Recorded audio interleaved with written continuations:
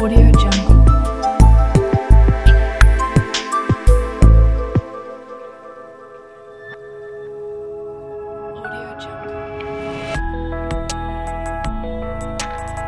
Il y a près de 20 ans, Lisiane Brahmi, une Suissesse musulmane, parlait de sa difficulté à trouver un emploi à cause de son foulard.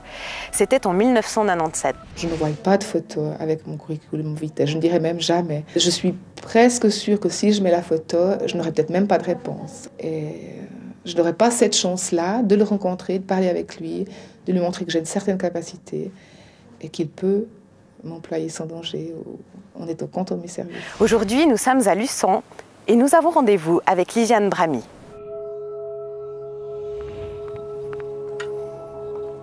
Lisiane Brahmi, enchantée. Enchantée. Je vous en prie, entrez. Merci. Je suis toujours musulmane, toujours avec la même foi, fluctuante, mais toujours convaincue.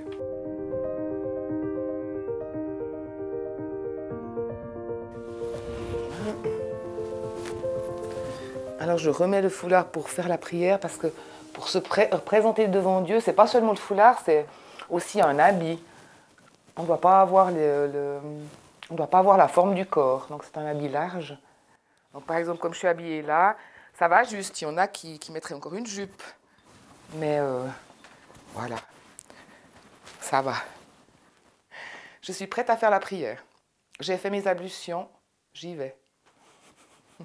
Après avoir enlevé mon foulard, c'était voilà, un peu ambivalent parce que c'est comme dire que j'ai moins de foi, enfin, puisque c'est un acte d'adoration, un engagement vers Dieu.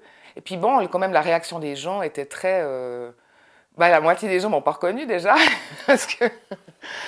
c'est rigolo, alors ils m'ont trouvé magnifique, n'est-ce pas? Et puis alors tout le monde m'a dit bien sûr, ah mais quand même, hein, c'est mieux sans foulard, t'es d'accord? Alors j'essayais de leur expliquer que pour moi, non, c'était pas mieux, c'était comme ça. Je me disais, en fait, le foulard, c'est vraiment fait pour passer inaperçu. Donc pour être discrète, etc. Et puis en fait, dans notre société, c'est exactement le contraire. On attire les regards. Après, c'est vrai que c'est pas facile non plus de l'enlever. Mon foulard représente quelque chose de très important. Je fais partie d'une communauté à laquelle je suis rattachée fermement. Par rapport à mes coreligionnaires, ça c'était un peu difficile. Alors, les frères, ils étaient déjà gênés parce que ma habitude de me voir sans foulard. Et puis les femmes, tout de même, interpellées parce que ça les remet en question aussi, elles.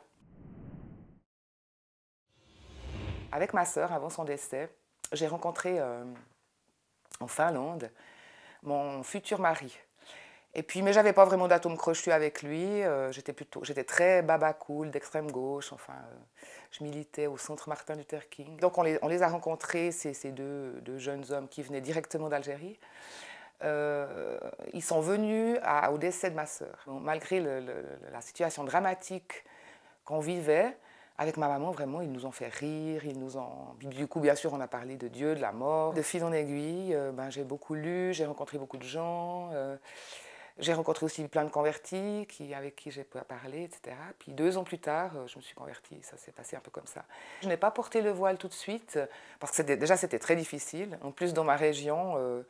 Lorsque j'ai postulé pour un poste de secrétaire à temps partiel dans la commune de mon village, j'avais bon espoir, ils connaissaient ma situation, j'avais besoin de travailler, j'habitais tout près, vraiment c'était l'idéal pour eux et pour moi. Ils me connaissent depuis que j'ai 7 ans, donc ils savent ce que je vaux. Et puis, donc ça a été refusé. Suite à cela, j'ai pris contact avec le syndic. Il m'a dit que mon choix de vie avait influencé sur sa décision. Et que certainement, chez les privés, c'était encore plus difficile. J'ai fait une formation d'auxiliaire de santé de la Croix-Rouge. Et dans le système médical suisse, les gens sont assez ouverts. Donc après, j'ai travaillé dans des établissements médico-sociaux. Et alors, ils n'étaient pas d'accord que je le porte à la musulmane, mais je pouvais le nouer derrière la nuque. J'ai trouvé très bien comme j'ai répondu, parce que c'est vrai que eh bien, notre constitution dit qu'on a la liberté de culte. Donc, j'étais vraiment décidée à l'époque à ne pas l'enlever, en voulant montrer que ça ne change rien, que je porte le foulard ou pas, mes capacités, mon caractère, ma personnalité, elle est toujours la même. Donc non, j'ai trouvé très très bien, je me suis trouvée très bien.